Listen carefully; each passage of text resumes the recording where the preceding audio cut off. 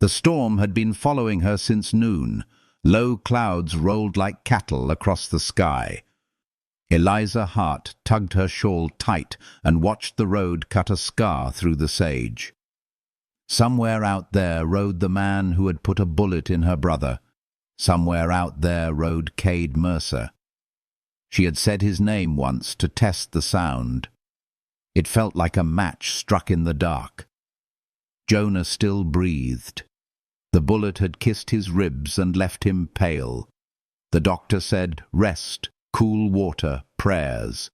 Eliza had all three, but none of them settled the fire that woke her before dawn. In those hours she remembered the shot, the horse rearing, the dust lifting like a veil, Cade turning, then gone. They said it was an accident. Range disputes bend men into mistakes. Eliza kept her mouth shut and fed her brother broth. She wiped his brow and listened to coyotes sing.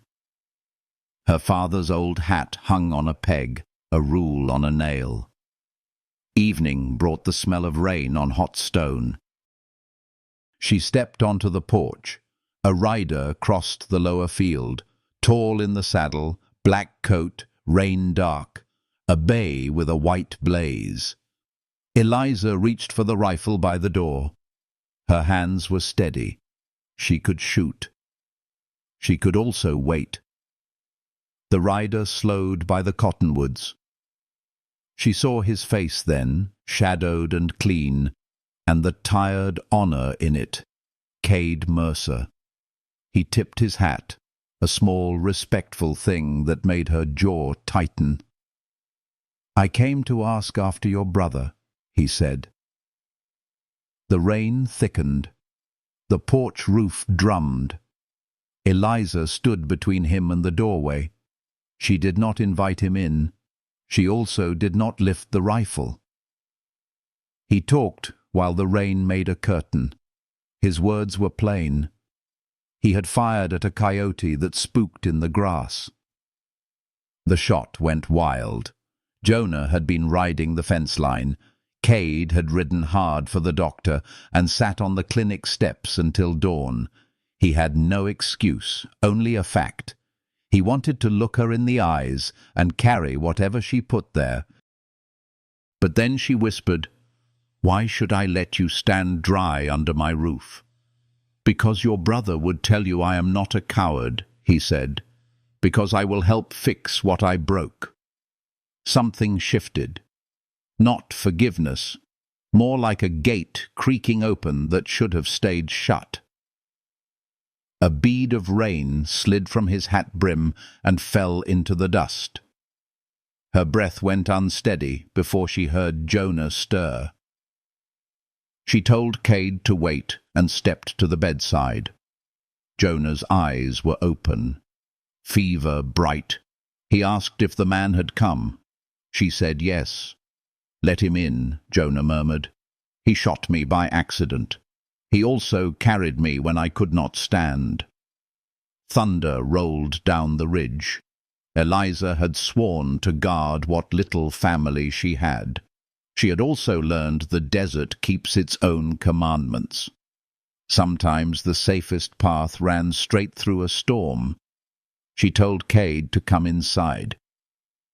He hesitated at the threshold, then stepped in, careful and large. Water dripped from his coat. He removed his hat. The room smelled of liniment and rain. "You look worse than me," Jonah said. Cade came to the bedside. His voice went lower. He asked after pain and breath and sleep. He did not look at Eliza much. When he did, he held the look without pushing. The space between them felt like a rope pulled tight. Eliza poured coffee for 3, though Jonah would only sip. Cade took his cup with both hands. He told Jonah about the fence repairs he had started along the South Strip. He had no right, he said, but he would finish them if allowed. He spoke of a stray mare near the creek. He offered to stable her here and bring feed. The rain eased. The roof went quiet. Eliza watched Cade's profile. A faint scar lifted one eyebrow into a question. His mouth looked built for command and for apology. She did not want to find it handsome. Yet desire, when born of truth, has a clean way of rising. It does not ask permission. It simply arrives and takes a chair by the fire. What he did not know was that she had been ready to hate him for the rest of her life. What she did not know was that the sight of her had already changed the way he carried his name. Jonah slept. Cade stood. He thanked them for the coffee. He would return with lumber and wire at first light. Eliza walked him to the door. The clouds broke to a thin coin of moon. Cade paused on the steps. "There are things I cannot name yet," he said. "If I speak them, they will sound like wishes. I do work. I will show you with that." His voice brushed something tender she had hidden. The old fear rose. Another part of her, quieter, said a man who names his limits might be a man who honors them. She nodded. He mounted. The horse moved as if it understood restraint. Inside, she folded the quilts higher around Jonah. She imagined the south fence, the stray mare, the work of hands. She thought of the way Cade had stood in the doorway, not quite in, not quite out. If this story has warmed a quiet corner of your heart, stay close. The rain is not finished, and neither are we. Let your presence be the small lamp we carry. She lifted the rifle from its corner and checked the chamber. Habit, not threat. The night turned to deep blue. Somewhere out there, the man who had shot her brother was riding toward morning, and she, without meaning to, was already walking toward the saloon lights, where part 2 would begin. The saloon smelled of smoke and rain-soaked leather when Cade Mercer stepped inside. Piano keys wandered through a sad tune no one really listened to. A few cowhands drank in silence, their hats low, their eyes tired. Cade moved to a corner table where he could see the door. Habit, not fear. The kind of habit a man builds when the past still walks behind him. He had been riding since dawn. The south fence was fixed, posts clean and tight, but his mind hadn't rested. It kept circling back to the Hart ranch, to Eliza standing in the doorway with her rifle, to the quiet tremor in her breath when she told him to come in. He didn't know what to call the feeling, but it felt dangerous, like hope dressed in grief. He ordered whiskey, 1 glass. It burned like truth going down. The door creaked again. Cade turned without meaning to. It wasn't Eliza, of course not, but a wind-blown stranger asking for work. Still, her face lingered in the rim of his drink, her voice.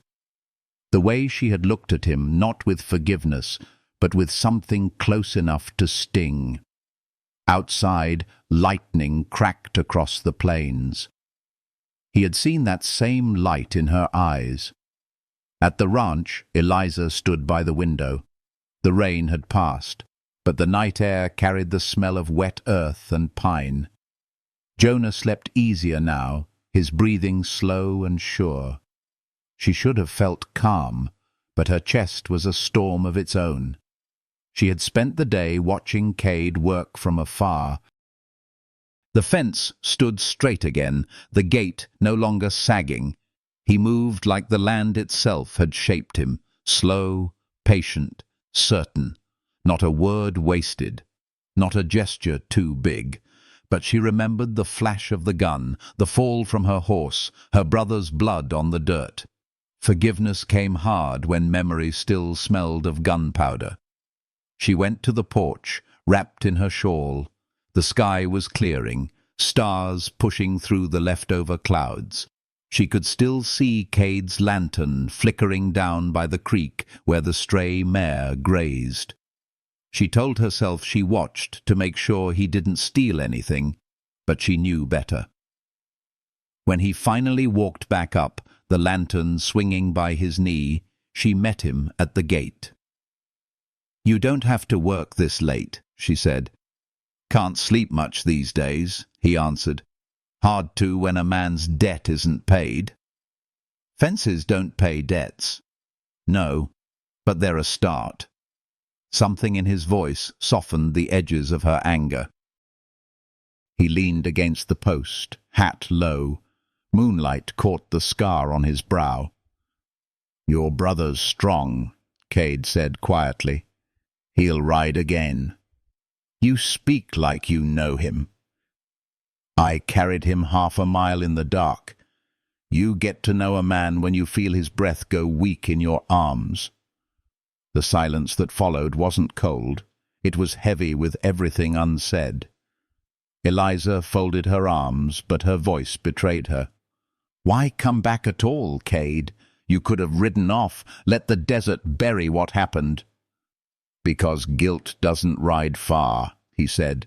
"And because when I looked into your eyes that night, I knew I'd be coming back whether you wanted me to or not." The wind shifted, carrying the scent of wet sage. She looked away first. He took it as mercy. Back in the saloon, the piano stopped.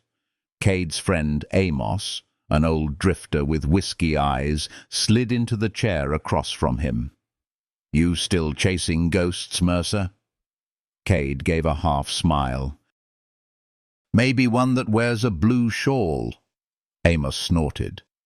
"Careful, boy. The kind of woman that makes a man feel again is the same kind that'll break what's left of him." Cade stared into his glass.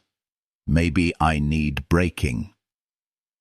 Outside, thunder rumbled again, far off but steady, like a heartbeat coming from the horizon.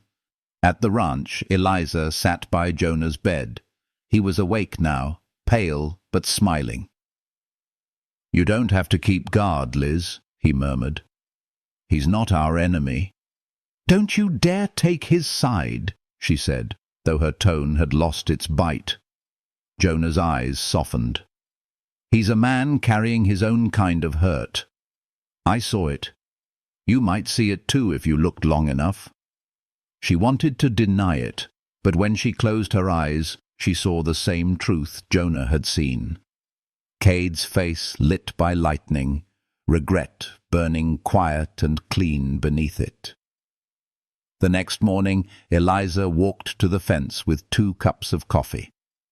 Cade was already there, fixing the last post, his shirt damp with sweat, sleeves rolled high. He looked up when she approached. "You didn't have to bring that," he said. "I didn't. I wanted to."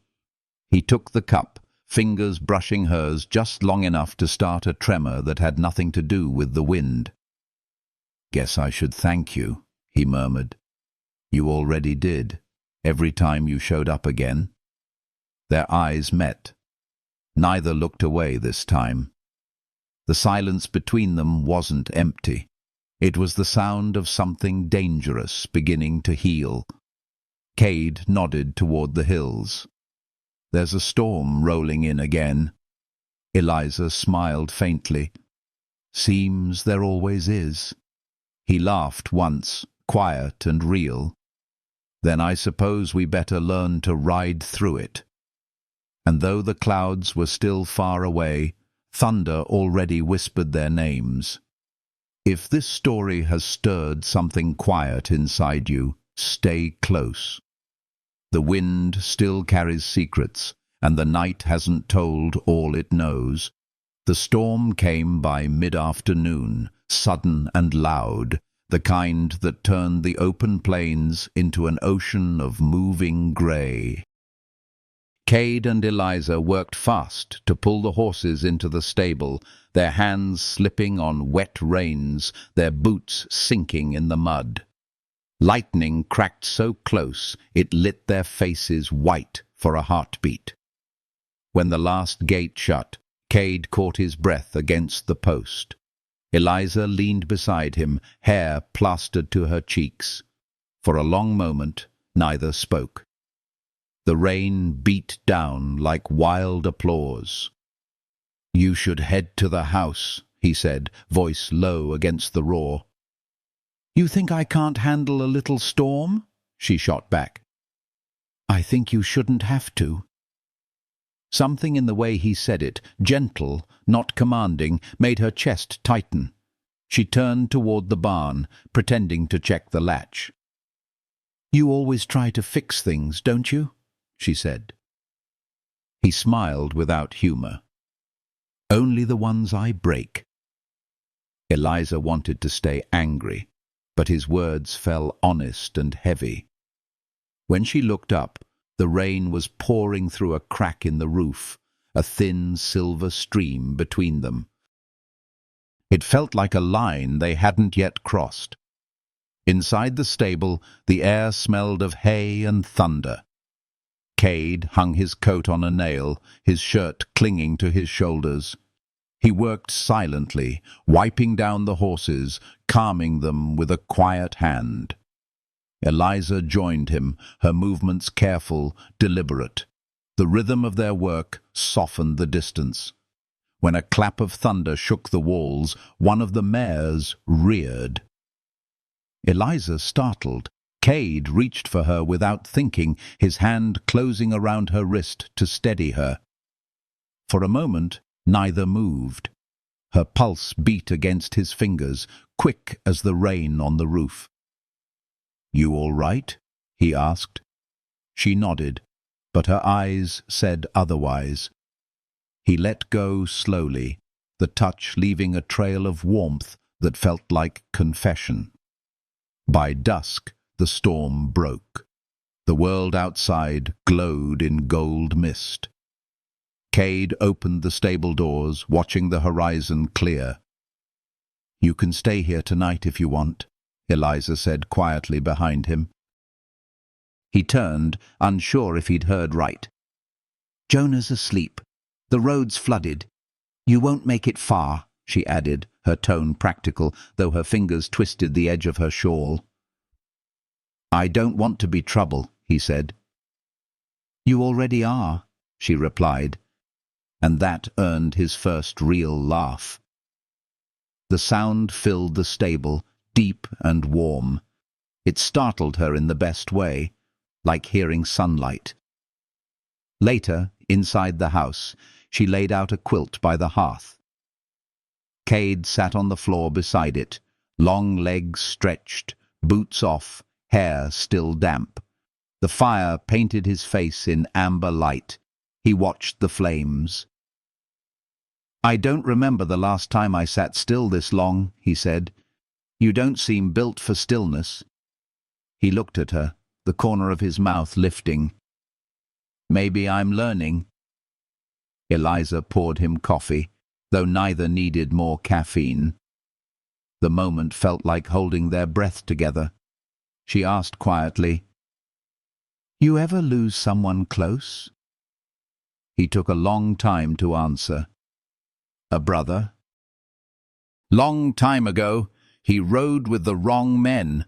I tried to bring him back, but by the time I found him, it was too late." Eliza's gaze softened.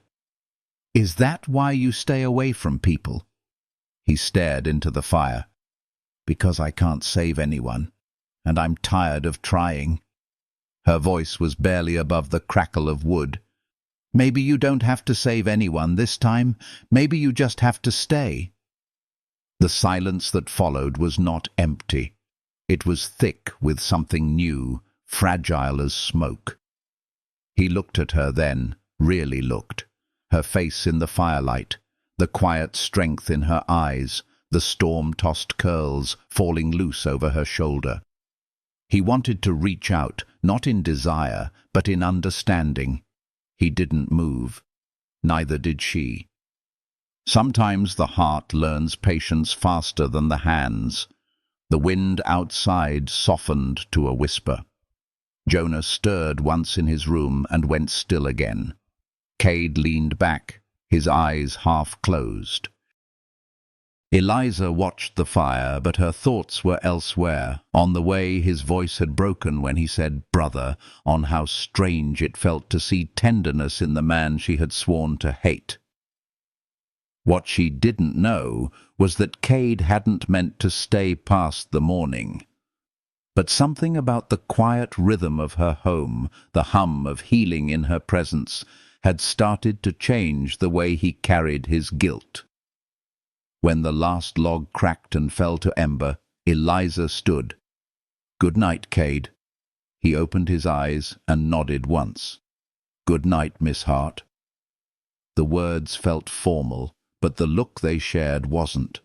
She walked to her room, heart pounding harder than the rain had hours before, and Cade, alone by the fire, whispered to no one, "Maybe I've been waiting for this storm all my life."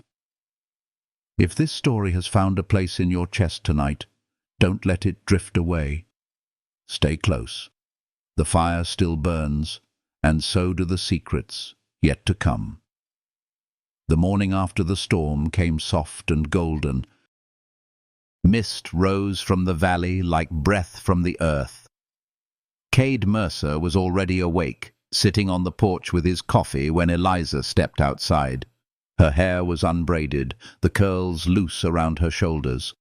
The sight made his chest tighten, not in lust, but in something slower, deeper.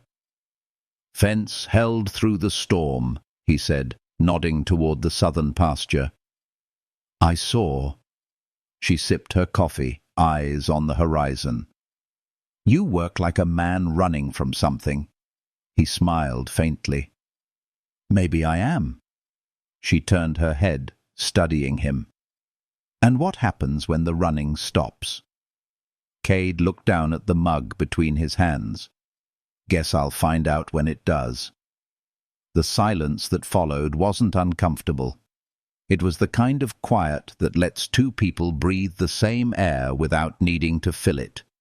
Somewhere in the distance, a hawk called, sharp and lonely.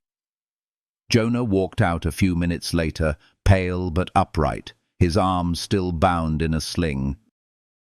Eliza nearly dropped her cup in surprise. "Jonah, you shouldn't be up." He grinned. "You think I'm going to let a little bullet keep me in bed while you two fix fences?" Cade rose quickly, steadying him before he stumbled. "Easy there." Jonah chuckled. "You sound like my sister." "Someone's got to," Cade replied, and Eliza's mouth twitched at the edge of a smile. They spent the morning mending what the storm had scattered. A broken trough, a fallen branch, a saddle soaked beyond use. Cade worked quietly beside Jonah, matching his slow pace. Every now and then, Eliza caught the sound of their laughter.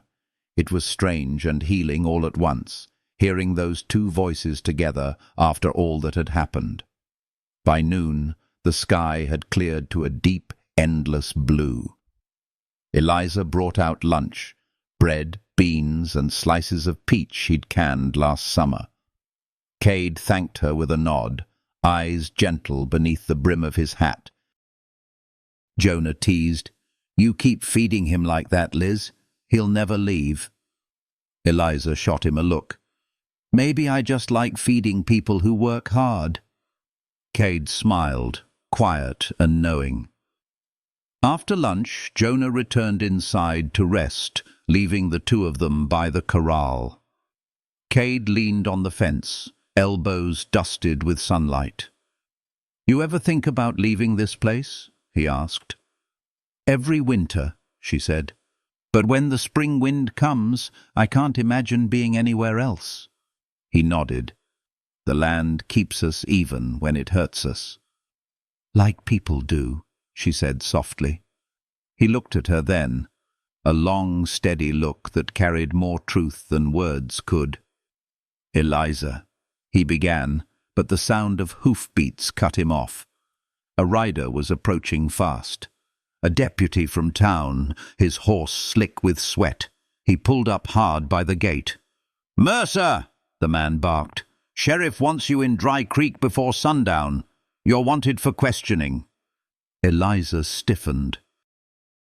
"For what?" The deputy glanced at her, but spoke only to Cade.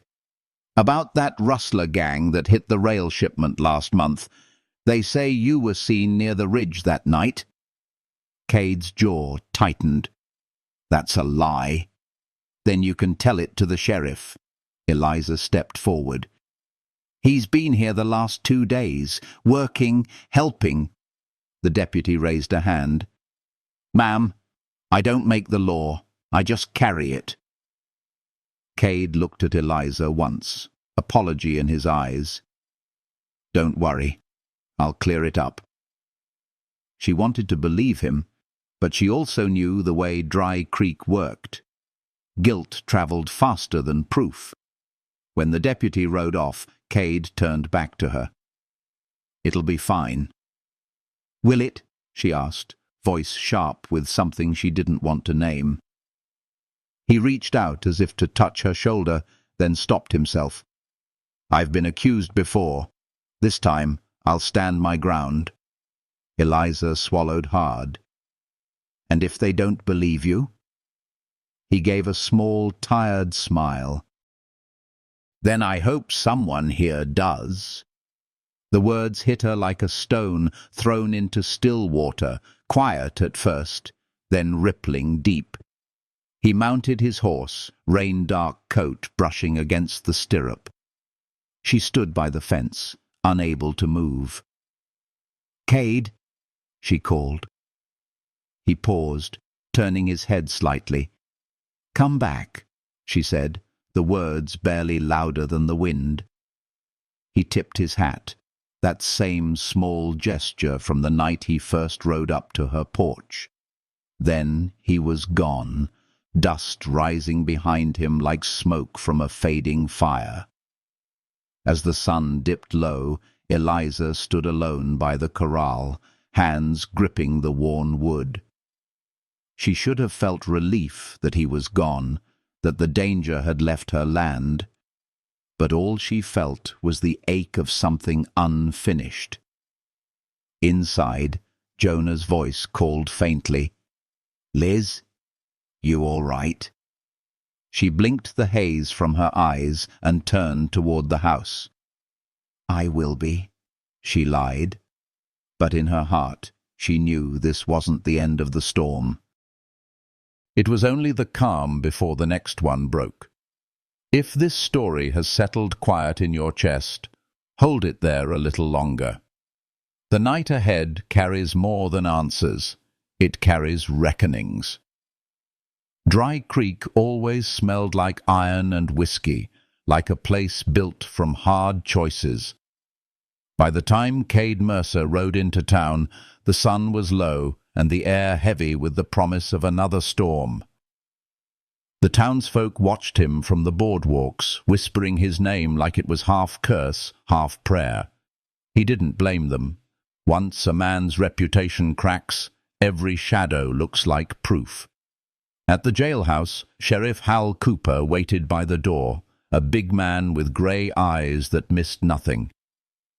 "Mercer," the sheriff said, "heard you've been making yourself useful out by the Hart ranch."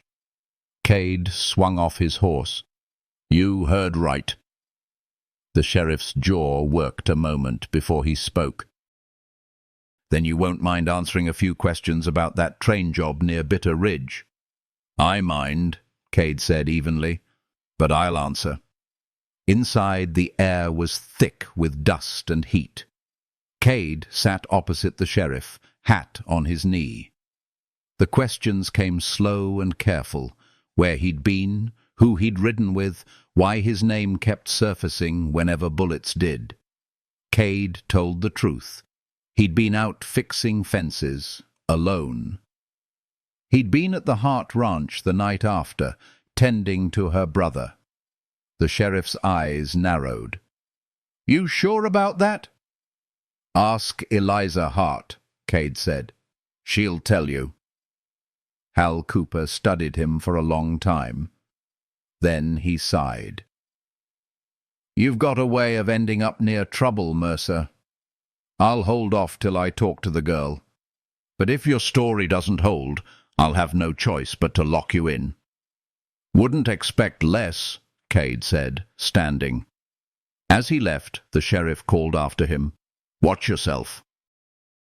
The men who pulled that job, they don't like witnesses walking around. Back at the ranch, dusk had turned the fields violet. Eliza couldn't sit still. She'd tried to read, tried to sew, even tried to sleep, but every sound outside made her heart jump. Finally, she threw her shawl over her shoulders and stepped into the night. Jonah's voice stopped her at the porch. "You going somewhere?" "Into town," she said. He shook his head. "That's a bad idea. Let the law handle it." "The law's never handled anything fair in Dry Creek," she said. "And Cade deserves someone to speak the truth." Jonah studied her a moment, then smiled softly. "You've already chosen your side." "Maybe I have," she said, and rode out before doubt could change her mind. The trail to Dry Creek wound through low canyons and sage flats. The moon hung thin and sharp, silvering the edges of the rocks. Eliza rode fast, her heart pushing her horse harder than her heels did. The memory of Cade's eyes haunted her, the quiet steadiness, the way he had said, "I hope someone here does." By the time she reached town, lanterns were burning in the windows. She tied her horse outside the sheriff's office and stepped in. Hal Cooper looked up from his desk. "Miss Hart, didn't expect you tonight." "I came to tell you Cade Mercer wasn't anywhere near Bitter Ridge when that robbery happened," she said. The sheriff leaned back. "You certain?" "I'm certain," she said. "He was at my ranch. My brother saw him. I saw him. He saved Jonah's life, Sheriff." Cooper scratched his chin. "That so?" "Yes," she said, voice firm. "And if you're thinking of arresting him, you'll have to tell me what kind of man risks his own neck to save another, then rides back to fix the fences he broke." The sheriff's gaze softened just a little. "You care about him?" Eliza hesitated, then met his eyes. "I care about the truth." When Cade walked back into town the next morning, mud on his boots and fatigue in his face, the sheriff was waiting. "Looks like you've got a friend willing to stand for you," Cooper said. "That counts for something in my book. You're free to go, Mercer, but I'd keep my head low if I were you. The men who did that robbery might think you've been talking." Cade nodded. "Appreciate it, Sheriff." He turned to find Eliza standing across the street, hands clasped in front of her shawl. The sight stopped him cold. She smiled, a small, uncertain thing, but it broke something open in him. He crossed the street in 3 long strides. "You didn't have to do that," he said. "I know." "Then why?" Her voice was quiet but sure. "Because you're not the man who shot my brother anymore. You're the man who stayed." For a moment, neither spoke. The street around them blurred, voices, wagons, dust, until it was just the two of them in the middle of Dry Creek, the past between them like a ghost losing its shape. Cade reached up, thumb brushing a raindrop from her cheek. "You shouldn't be here. It's not safe." "Neither are you," she whispered. He almost smiled. "That's fair."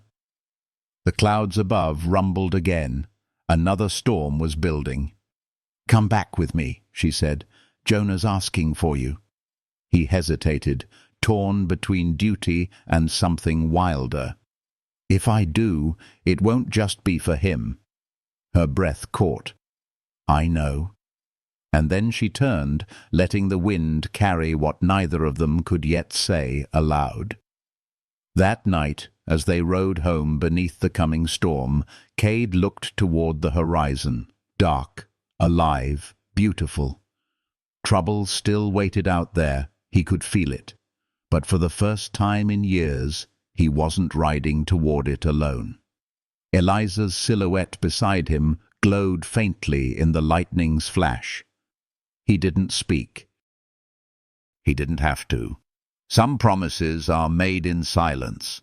If this story has found a quiet home in your heart, don't let it fade with the thunder. Stay close. The storm ahead will test what the heart has only just begun to trust. The next day broke hard and wind-bitten, the kind of morning that stripped lies from the air. Cade and Eliza rode back into the ranch yard at dawn, the sky bruised purple and gold. Jonah waited by the porch, his sling gone, his expression unreadable. "You both made it back," he said, voice quiet. Eliza slid off her horse. "He's cleared, Jonah. The sheriff knows it wasn't him." Jonah's gaze moved from her to Cade. "That's good news. But it won't matter if the real men think you talked, Mercer." Cade nodded once. "I know. They'll come." Eliza's stomach turned cold. "Then we'll be ready." Jonah shook his head. "You don't owe this man your life, Liz." She looked at Cade. "Maybe not. But I owe him the truth." They spent the morning fortifying the ranch, fixing the gates, checking ammunition, stabling the horses near the house. Cade moved with quiet focus, every motion clean and sure. Eliza matched him step for step. They didn't speak much, but the silence between them hummed with something deeper than words, a fragile trust being tested by what was coming. By afternoon, the wind picked up. Dust carried the smell of rain again. Cade stood by the fence, eyes on the horizon. "They'll ride in from the ridge," he said. "2, maybe 3 of them. They'll come for me, not you." Eliza crossed her arms. "Then they'll have to go through me first." He turned, frowning. "Don't." She met his gaze, unflinching. "You don't get to tell me where to stand." Cade's mouth tightened, half in frustration, half in respect. "You remind me of someone," he said finally. "Who?" "My mother," he said, looking away. "She never backed down from anything." "Not even when she should have." Eliza softened. "Then she must have been proud of you." He gave a low laugh. "If she was, she never said, 'Guess some things men just have to earn.'" They ate supper early. The house glowed warm while the wind screamed against the windows. Jonah cleaned his rifle at the table. Eliza poured coffee. Cade sat near the fire, lost in thought. When she passed him his cup, her fingers brushed his, small, quick, electric. "You shouldn't stay here," she said quietly. "I'm done running," he answered. The air between them thickened, not with fear, but with something close to longing. She wanted to tell him to leave and stay all at once. Outside, the first crack of thunder split the dusk. Jonah looked up. "They're coming." Cade stood, setting his cup down with care. "Get the lamp out. Keep the fire low." Eliza moved fast, heart pounding. In the flickering dark, Cade's presence steadied her, a stillness born of men who faced too much to fear what's next. Through the rain, they heard it. Hoofbeats. 3 of them, just as he'd said. The riders appeared at the edge of the field, dark shapes against the lightning. Cade recognized the leader instantly. Brett Keenan, once his partner in a cattle drive gone wrong. A man who had turned rustler when honor stopped paying wages. "Mercer!" the man shouted through the rain. "You've been talking. Sheriff's asking questions he shouldn't." Cade stepped off the porch into the mud. "I told him nothing." Brett spat. "Don't matter. Truth's what people believe. I came to make sure they believe you're dead." The lightning flashed again, bright as gunfire. Eliza grabbed her rifle. "You can't face them alone." He turned, rain dripping from his hat brim. "You fire that gun, and they'll come for you too." "Then we'll face them together," she said. Cade opened his mouth to argue, but stopped when he saw her. Hair plastered, eyes burning steady. The same fire that had once made him afraid to feel. "Jonah," Cade said without turning, "keep her behind the fence." Jonah's dry voice came back. "You tell her yourself. She doesn't listen to me either." The first shot cracked through the rain. Cade dove behind a trough, mud spraying. Eliza fired once, shattering the night's rhythm. Brett's men circled wide, their shouts echoing off the barn walls. The fight was quick and mean, flashes of muzzle light, the smell of gunpowder mixing with rain. Cade moved with a precision born of regret, every shot chosen, not wasted. When the smoke thinned, 2 horses tore off into the darkness. Brett lay face down in the mud, breathing shallow. Cade kicked his pistol away. "You could have run," Brett rasped. "But you came back for her." Cade crouched, voice low. "Maybe that's the first right thing I've done in years." Brett laughed once, a sound like broken glass, and went still. Eliza rushed from the porch, rain soaking her dress. "You're hurt," she said, seeing the blood at Cade's arm. "It's nothing," he lied. She tore a strip from her shawl, pressing it against the wound. Her hands shook, but her voice didn't. "Don't tell me it's nothing. I've seen men die from less." His breath caught at the touch. Not from pain, but from the way her care felt like forgiveness. Jonah appeared at the door, rifle still smoking. "They won't be back," he said. "You finished it." Cade looked up at Eliza, rain tracing the curve of her jaw. "No," he said softly. "She did." The storm began to fade, leaving the earth steaming, the air sweet and raw. Eliza stepped closer, still holding the cloth to his arm. Their eyes met in the hush that followed thunder. Neither spoke. Words would have only broken what silence had finally built. She let her forehead rest against his chest, his heartbeat steady beneath her ear.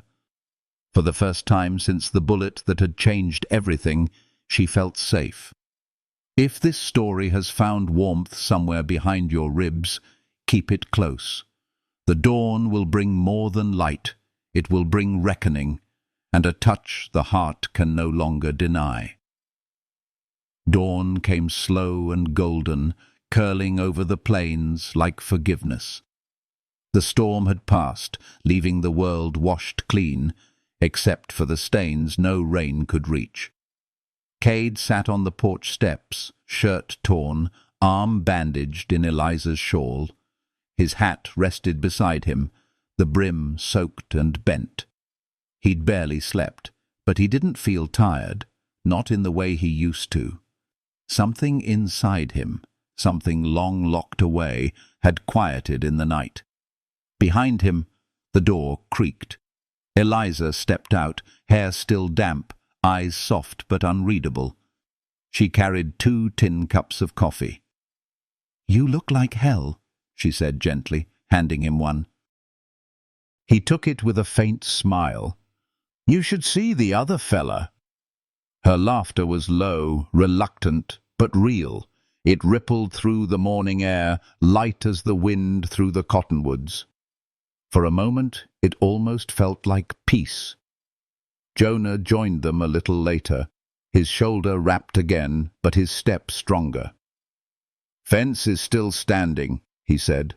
"Looks like we outlasted the storm." Cade nodded. "For now." Jonah looked between them, a quiet knowing in his eyes. "You plan to ride soon?" Cade's answer came slow. "I should." Eliza turned sharply. "Should?" He met her gaze. "Word'll spread about last night. Those men had friends. Trouble like that doesn't stay buried." She crossed her arms. "So you'll just leave? After everything?" His voice dropped to something rougher, quieter. "If I stay, I bring danger with me." She stepped closer. "And if you go, you leave it behind for us?" That stopped him cold. Jonah looked away, sensing something larger than his place in it. "I'll be inside," he muttered, and left them to the porch and the silence. Eliza stood before him now, her shadow cast long in the morning light. "You don't get to decide what I can or can't face, Cade Mercer." He looked at her, steady. "You think this was fate, Eliza? You think it means something, me showing up here, your brother getting shot, us surviving all this?" "I don't know what it means," she said, voice shaking. "But I know I'm not ready to lose it yet." He exhaled, slow and ragged. "You deserve a quiet life, not a man with blood on his hands." Her reply was a whisper. "Maybe I don't want quiet." The air between them pulsed with all the things they'd kept buried: fear, longing, the ache of what could never be safe but might still be right. He reached for her then, not out of want but out of surrender. His fingers brushed her jaw, tracing the rain-dried trail from the night before. She didn't pull away. "You sure?" he asked softly. Her answer was a breath against his lips. "I've been sure since the first storm." And then she kissed him. It wasn't desperate. It was slow, deep, unhurried, the kind of kiss that tasted like forgiveness and rain, the kind that comes after surviving something you didn't think you could. Cade pulled her closer, his hand at the small of her back, feeling her heartbeat steady against his own. The porch boards creaked beneath them, the sound blending with the wind in the grass. When they finally parted, she leaned her forehead to his chest, eyes closed. "You can stop running now," she whispered. He smiled, the first true smile she'd ever seen on him. "Maybe I already have." Inside, the fire crackled low. Jonah pretended not to notice when they came in, though a quiet grin tugged his mouth.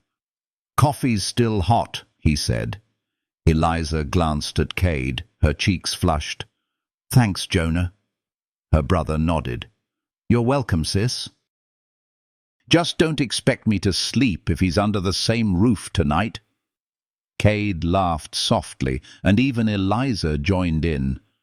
The sound felt strange and right all at once, like something long missing had finally returned home. That night, the three of them sat together by the hearth. The sky outside glowed silver with moonlight. Cade told stories about the cattle trails and the men he'd ridden with, some still alive, some lost to time. Eliza listened, her head resting against his shoulder. Jonah dozed in his chair, half smiling in his sleep. For the first time, the house didn't feel haunted. It felt lived in, whole. And as the fire burned lower, Cade reached for her hand. She laced her fingers through his without hesitation. No promises, no grand words, just the warmth of two people who had weathered too many storms to need them. Outside, coyotes cried somewhere far off, their song lonely but not mournful. The land was still, except for the whisper of wind against the window pane. Eliza lifted her head slightly. "You ever think you could stay?" Cade turned to her, eyes soft, voice barely more than breath. "I think I already do, every time I look at you." Her smile came slow, tired, but full of something new. Hope, fragile and fierce. She reached up, brushing the hair from his brow where the old scar caught the light. "Then maybe we both stop pretending we don't want the same thing." He leaned in, kissed her again, slower this time, the kind that said, "Home." If this story has warmed a quiet place in you, keep listening. The night still holds more to tell, because healing, like love, doesn't end when the guns fall silent. It begins after. Morning sunlight stretched across the plains like a benediction. The storm had passed for good this time, leaving the sky wide and clean. Cade and Eliza walked the fence line together, side by side. The air smelled of cedar and damp earth. The world, for once, seemed willing to rest. Jonah had gone into town for supplies. His absence left a hush that neither of them rushed to fill. Every sound carried, the rustle of grass, the creak of saddle leather, the faint murmur of horses shifting in the paddock. "You ever notice," Eliza said softly, "how quiet feels different depending on who you're standing next to?" Cade glanced at her. "Yeah, sometimes quiet's the loudest thing there is." She smiled faintly. "This one doesn't bother me." He reached for a strand of wire, tightening it. "Me neither." They stopped near the ridge where the land opened into endless horizon. Cade rested his hand on the top rail and looked out. "Used to think freedom meant not staying anywhere long enough to miss it," he said. Eliza tilted her head. "And now? Now I think maybe I had it backward. Maybe freedom's the place you finally stop running from." She watched him a long moment. "You think this is that place?" He didn't answer right away. Then, quietly, "It could be, if you'll have me here." Her heart caught. "You sure you know what you're asking?" "Probably not," he said with a crooked grin. "But I'm asking anyway." She laughed once, the sound shaking the last bit of fear from her voice. "Then stay. We'll figure the rest out between sunrise and chores." He reached for her hand. She let him. But peace, like the plains, is never without shadow.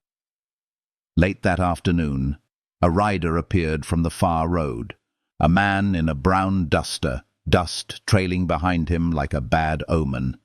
Eliza spotted him first. "Someone's coming," she murmured. Cade turned, jaw tightening. "I know that horse." The rider slowed as he neared, his face drawn and road-worn. He dismounted and tipped his hat. "Mercer, didn't expect to find you this side of the ridge." "Frank Dalton," Cade said. "Didn't expect you alive." Frank shrugged. "Alive's a matter of opinion these days. The rest of the gang, they're talking revenge for Brett. Word is, they'll ride before week's end." Eliza's pulse jumped. "More men?" Frank nodded. "4, maybe 5. They think Mercer set them up with the sheriff. I told 'em he didn't. But you know how men like that are. Once blood's spilled, reason don't matter." Cade's shoulders squared. "Thanks for the warning." Frank's eyes softened. "Didn't do it for you. I owed your brother a debt, remember?" He nodded toward Eliza. "You got good people here. Don't let 'em pay for your past." Then he mounted and rode off, leaving the echo of his words behind. That evening, as the sun bled red over the ridge, Eliza stood on the porch watching Cade pace the yard. His movements were restless, the calm stripped from him again. "You're not leaving," she said. "I might have to." She shook her head. "No. You leave now. You prove them right. You're not that man anymore." He stopped, looked up at her, eyes dark with conflict. "I won't have them hurting you." "They already did," she said softly. "When they made you believe you had to walk alone." That hit him deeper than any bullet. He came up the steps slowly, rain boots silent on the wood.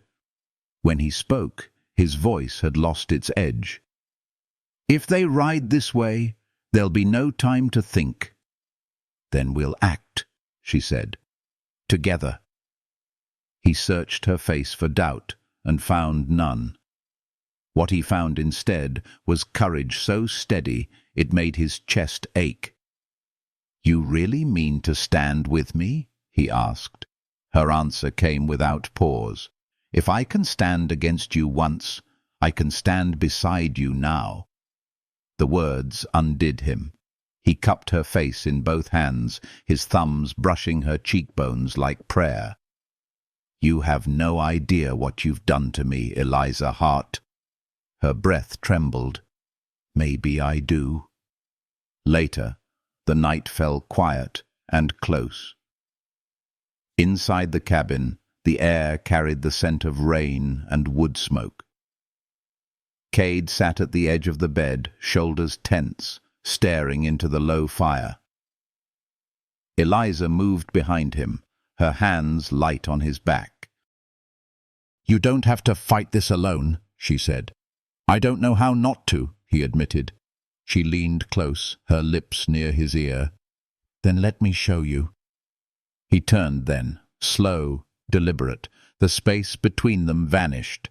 Their first kiss had been born of forgiveness. This one was something else. Acceptance, desire, a promise sealed in silence. Her hands slid to his shoulders. His found the small of her back. They moved with a careful hunger, every breath shared, every touch saying what words could not. "I'm here. I see you. I'm not leaving." The firelight wrapped around them like a vow. Outside, the wind whispered through the grass, carrying the scent of rain, the sound of rebirth. By the time the fire burned low, they lay together beneath the quilt, hearts beating in rhythm with the quiet night. No more running, no more hiding from what had already claimed them both. Eliza's fingers traced the scar on his brow. "You never told me how you got this." He smiled faintly. "A fight I didn't win." "Well," she said, eyes soft, "seems to me you're winning something now." He looked at her, really looked, and for the first time in years, Cade Mercer believed he might deserve to. If this story has warmed a quiet part of your soul, stay close. The dawn ahead carries both danger and redemption, and the heart's final test before peace. The next dawn rose blood red. The air was heavy with the promise of reckoning. Cade woke before the light, the faint smell of gun oil already drifting from the table where he'd cleaned his colt through the night. Eliza stirred beside him beneath the quilt. Her hand reached for him before her eyes even opened. "You didn't sleep," she murmured. "Didn't need to." She pushed up on one elbow, studying him. "They'll come, won't they?" He nodded. "Before sundown." She sat up fully now, the sheet slipping from her shoulder. "Then we'll be ready." He reached over, brushed a strand of hair from her face. "You've got a brave heart, Eliza Hart." "You gave it reason to be," she said softly. For a long moment, the world outside the window held its breath. Then a hawk cried, sharp and distant, the sound of something fierce and inevitable. By midday, Jonah was back from town, riding hard. Dust clung to his clothes, and worry carved deep lines in his face. "They're comin'," he said, breathless. "5 riders. Saw 'em crossin' the ridge." Cade nodded once. "How long?" "An hour, maybe less." Eliza tightened her shawl around her shoulders. "Then let's make it count." Jonah frowned. "Liz, I ain't letting you out in that yard." "Then shoot me first," she cut in. "Because I'm not hiding while someone else fights for my life." Cade's eyes met hers, full of quiet fire. "We hold the line by the barn. The fence will slow them down." Jonah looked between them and swore under his breath. "You two are impossible." Eliza almost smiled. "Maybe that's why we're still alive." The day stretched thin. The wind picked up, carrying the smell of dust and thunder. Cade checked his revolver, then the rifle Jonah handed him. Eliza stood near the porch, loading shells with practiced precision. Cade watched her, the sight of her framed against the open sky, a woman carved from courage and loss, from love that had learned how to fight. "You don't flinch," he said. "I learned from the best." He smiled, faint but proud. "You learned from the worst parts of me." She shook her head. "No, Cade. The worst parts of you brought out the best in me." The first echo of hoofbeats rolled across the plains. The world seemed to narrow to breath and heartbeat, the space between seconds stretching into forever. Then came the riders, 5 silhouettes cresting the ridge, their dust rising like ghosts. Guns glinted at their sides. The lead man shouted something the wind swallowed. Cade's voice was low, calm. "Jonah, take the right side." "Eliza, stay behind the trough till I call." "I'll stay," she said, "but I won't hide." He looked at her, something tender flickering behind his eyes. "Didn't expect you to." The riders split, circling. Cade fired first, a warning shot, not a kill. The sound cracked through the valley like thunder. The horses screamed, the men scattered. Then came return fire, splinters flying, glass shattering. Jonah's rifle barked from the porch. One man fell, another ducked behind a fallen post. Eliza gritted her teeth, lifted her weapon, and fired once. The bullet struck true, clean, controlled. Cade glanced back at her, pride burning quiet and fierce. It didn't last long. A man rushed from behind the barn, gun drawn. Cade turned too late. The shot grazed his ribs, spinning him sideways. Eliza screamed his name, firing again. The man dropped. Cade stumbled, blood streaking his shirt. "It's nothing," he muttered, echoing the lie he'd once told her. Eliza ran to him, pressing a hand to the wound. "Don't you dare fall now," she whispered. He grinned weakly. "Wouldn't dream of it." Jonah's shout cut through the wind. "Last one's running!" Cade turned in time to see the final rider gallop off across the plain, smoke trailing behind him. Silence fell, thick, heavy, absolute. When it was done, Eliza's knees nearly gave out. Cade caught her, pulling her close, both of them shaking but alive. "You're bleeding," she said. "So are you," he whispered, touching a scrape on her arm. "Doesn't matter," she said. "You're still here." He looked into her eyes, the kind of look that carried every mile of his wandering, every sin, every prayer. "Because you gave me something to come back to." She pressed her forehead to his.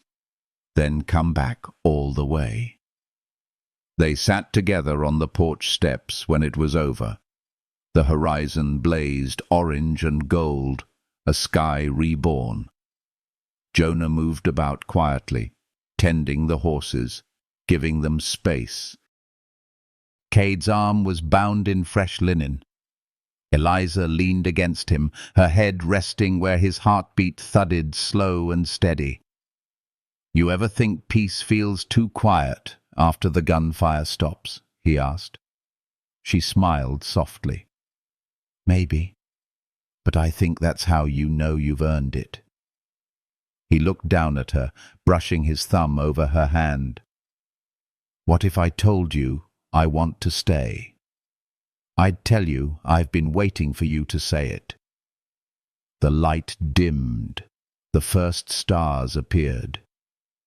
And in the hush between day and night, the wind carried away the sound of violence, leaving only breath, heartbeat, and the promise of something worth surviving for. If this story has found its way into your heart, don't let it end in silence. Stay close. The dawn ahead holds the last confession, the last healing fire, where love stands unafraid beneath the western sky. The days that followed passed softer than they had any right to. The sky seemed wider, the wind gentler. It was as if the land itself had finally unclenched its fists. Cade healed slow, refusing to rest as much as Eliza demanded. He worked the fences again, one arm wrapped tight, his hat shadowing a quiet smile whenever she scolded him from the porch. "Stubborn fool," she'd say. "Old habits," he'd answer. But under the banter, something tender lived, something they didn't need to name anymore. The danger had stripped them bare, and what was left was simple. Two hearts that had survived what should have broken them. One evening, Jonah rode out to check the far pasture, leaving the house in their quiet keeping. The sun bled into gold and rose, lighting everything soft. Eliza stood by the corral, watching the horses drift in the fading light. Cade came up behind her, boots quiet in the dust. "You fixed it," she said, nodding at the fence. He stopped beside her. "Couldn't leave something broken." She smiled, faint and wistful. "You talking about the fence or yourself?" "Both, maybe." He paused. "Mostly myself." Her eyes met his, full of warmth and memory. "Then I'd say you did a damn fine job." He laughed low. "Didn't do it alone." The breeze lifted her hair. For a long moment neither spoke. The silence wasn't empty anymore. It was home. When the first stars appeared, they went inside. Cade lit a fire. The room filled with the smell of cedar smoke and coffee, the sound of wood popping soft and slow. Eliza sat across from him, her shawl loose over her shoulders. "What happens now?" she asked. He looked into the flames. "I stay, if you'll let me. I don't have much to give except my word and my work, but they're honest." "You've already given more than that," she said. "You gave us peace." Cade turned toward her, eyes steady and full. "You gave me something I thought I'd buried long ago." "What's that?" "Belonging." Her throat tightened. "Then stay." "Not because you owe me, not because you're running, but because you finally don't have to." He reached for her hand. Their fingers met in the firelight, rough, scarred, human. "Then I'm home." Outside, the wind hummed low across the plains. The night wrapped itself around the house like a promise kept. Cade stood, pulling her gently to her feet. "Dance with me," he said. "There's no music." He smiled. "We'll make our own." They swayed slow by the fire, the floor creaking beneath their boots, her head against his chest. The rhythm was barely there, a heartbeat, a breath, a whisper between souls that had finally stopped fighting the world. When the fire burned down to embers, they stepped out onto the porch. The stars hung bright above them, endless and kind. Cade slipped an arm around her waist, drawing her close. "You ever notice," he murmured, "how the desert smells different after rain?" She nodded against his shoulder. "Like forgiveness." He kissed her temple. "Yeah, like that." Jonah's lantern flickered in the distance, moving back toward home. The world was quiet now. No gunfire, no ghosts, just the hum of life beginning again. Eliza closed her eyes, breathing in the night. "You think it'll last?" Cade looked toward the horizon, where the sky met the dark hills. "Nothing lasts forever. But this—" He squeezed her hand. "This feels close enough." The dawn found them still there, side by side, watching the world turn gold. The prairie stretched out before them, vast and new.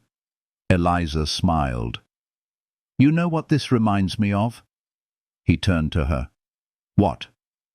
"The morning after a long fever, when you wake up and realize the worst has passed." Cade brushed a thumb across her cheek. "Then let's not waste it." She leaned in, kissed him slow, steady, sure, the kind that needed no words. And as the sun climbed higher, painting everything in light, the man who once carried nothing but guilt finally found grace. The woman who once carried only pain found peace. Together, they found the courage to stay. If this story has touched a quiet place in your heart, let your light stay with us. Comment, share, and subscribe so this Western fire keeps burning for you.